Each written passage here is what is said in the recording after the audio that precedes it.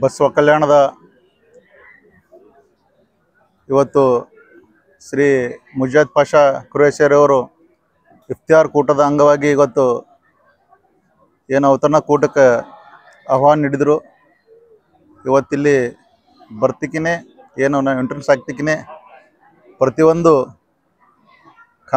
ಪ್ರತಿಯೊಂದು ಟೇಬಲ್ ಮೇಲೆ ಒಂದು ಕಂಬದಲ್ಲಿ ಏನು ಒಂದು ಸ್ಲೋಗನ್ ನೇತು ಹಾಕಿದ್ರು.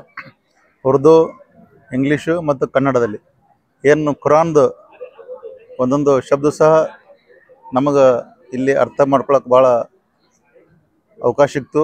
ಅದರೊಂದಿಗೆ ಮತ್ತು ಇಲ್ಲಿ ಬಸವ ಕಲ್ಯಾಣದ ಎಲ್ಲ ಗಣ್ಯಮಾನ್ಯ ಎಲ್ಲ ಸಮಾಜದವರನ್ನು ಕರೆಸಿ ಇವತ್ತು ಪ್ರೀತಿಪೂರ್ವಕವಾಗಿ ರಂಜಾನ್ದ ಅರ್ಥ ಮತ್ತು ಅದರ ಮಹತ್ವ, ಯಾಕೆ ನಾವು ಉಪವಾಸ ಮಾಡ್ತೀವಿ ಎಂಬುದು ಇಡೀ ಜಗತ್ತಿನಾದ್ಯಂತ ಇವತ್ತು ಆಚರಣೆ ಮಾಡ್ತಾರೆ. ಆದರೂ ಸಹ ನಮ್ಮಲ್ಲಿ ಬಸವ ಕಲ್ಯಾಣ ಅವರು ಮುಜಾದ್ ಪಾಷಾರು ಶಿಕ್ಷಣ ಸಂಸ್ಥೆಯೊಂದಿಗೆ ಅವರು ಧಾರ್ಮಿಕತೆಯಲ್ಲೂ ಸಹ ಒಂದು ಹೆಗ್ಗುರುತನ್ನು ಇವತ್ತು ನಮ್ಮ ಬಸವ ಕಲ್ಯಾಣದಲ್ಲಿ ಛಾಪಿಸ್ತಾ ಇದ್ದಾರೆ.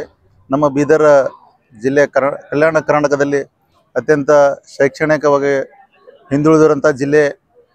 ಇಲ್ಲಿನ ವಿದ್ಯಾರ್ಥಿಗಳು ಸಾಕಷ್ಟು ನೀಟಿಗಾಗಿ ಮತ್ತು CET ಬೇರೆ ಬೇರೆ ಪ್ರಿಪ್ರೇಷನ್ಗಾಗಿ ಬೇರೆ ಜಿಲ್ಲೆಗಳಿಗೆ ಹೋಗ್ತಾರೆ. ಅದಕ್ಕೆ ಇವತ್ತು ನಾವು ಪಾಲಕರು ಇಲ್ಲಿನೂ ಸಹ ಅತ್ಯುತ್ತಮವಾದ ಬಿಲ್ಡಿಂಗು ಮತ್ತು ಎಲ್ಲ ಸ್ಟೇಡಿಯಂನೊಂದಿಗೆ ಅವರು ವಿದ್ಯಾಭ್ಯಾಸ ಇವತ್ತು ಕೊಡ್ತಾಯಿದ್ದಾರೆ.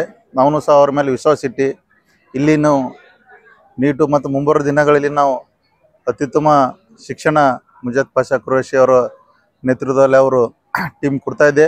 ಅದ್ರ ಕಡೆಯಿಂದ ನಮ್ಮ ಜಿಲ್ಲೆಯಲ್ಲಿನೂ ಸಹ ಸಾಕಷ್ಟು ವಿದ್ಯಾರ್ಥಿಗಳು ವೈದ್ಯಕೀಯ ಮತ್ತು ಇಂಜಿನಿಯರಿಂಗ್ದಲ್ಲಿ ಈ ನಮ್ಮ ಬಸವ ಕಲ್ಯಾಣ ತಾಲೂಕದಿಂದ ಹೊರಹೊಮ್ಮಬೇಕು ಮತ್ತು ಈ ಶಿಕ್ಷಣ ಸಂಸ್ಥೆ ಮೂಲಕ ಅವ್ರ ಶಿಕ್ಷಣದೊಂದಿಗೆ ಧಾರ್ಮಿಕತೆಯಲ್ಲಿನೂ ಸಹ ಇವತ್ತು ಛಾಪು ಮೂಡಿಸ್ತಾ ಇದ್ದಾರೆ.